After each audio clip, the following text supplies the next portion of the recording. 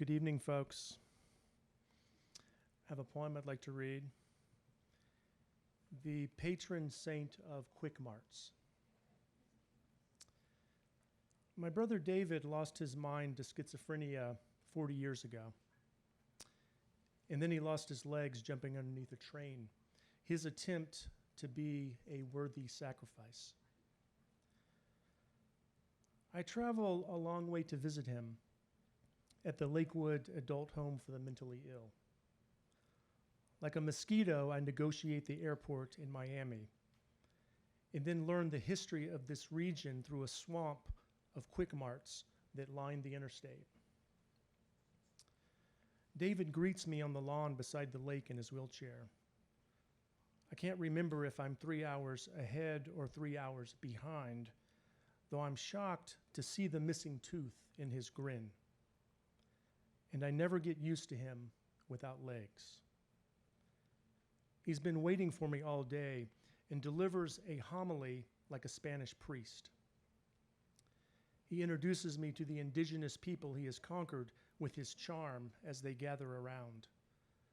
The wild, gated, smoking shufflers, the friendly, paranoid residents who stand like deer in an open field.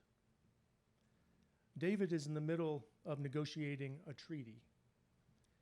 He ran out of cigarettes, so he trades a Mountain Dew for a half a pack of Winston Lights. Not his brand, but a miracle nonetheless, declaring me, his brother, auspicious omen.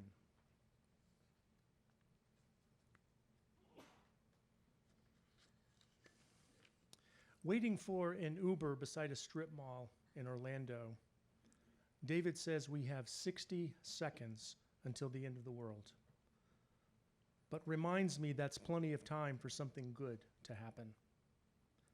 Now we have 50 seconds.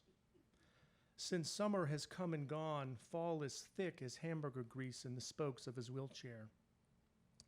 40 seconds, and the Quick Mart parking lot is blessed with a flock of ibis eating French fries from his hands. Now we have 30 seconds, and that's long enough for Pentecost, a roll through puddles of rainwater to baptize his wheels and forgive failed suicide attempts. 20 seconds, and he speaks a bit of Aramaic whispered into the crepe myrtles that grow in straight lines across the avenue. Only 10 seconds left, and David declares wild horses are the deepest words of the soul. But I already know that, long before this parking lot became his apocalypse. With that world ending finally, we head back to the facility in search of the four horsemen. Since you're here in the wheelchair, David, and your legs are back in Vegas, they designate you DJ for the Lakewood Job Club. Across the way, 3 horses tune the pasture as if it were an instrument, while some residents muck stalls.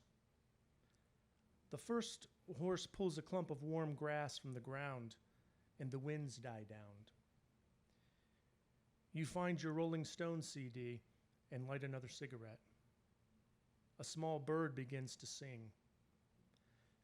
The second horse keeps time with his tail, warming the air, but not the weather. You light a cigarette from the previous cigarette. The third horse, everyone's favorite, is asleep on 3 legs by the fence. She dreams of a 4th horse who hasn't arrived, but is on the way. Like anything promised, its absence makes the warped planks of the fence line and the blank faces of the residents look so much brighter.